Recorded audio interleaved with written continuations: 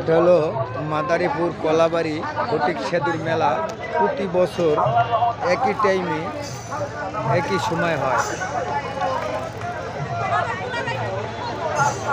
মাদারীপুর কলাবাড়ি ফটিক সেতুর মেলা প্রতি বছর এই টাইমই মেলাটা হয়। সকলেই উপভোগ করবেন। এই হাজার হাজার মানুষ হয়।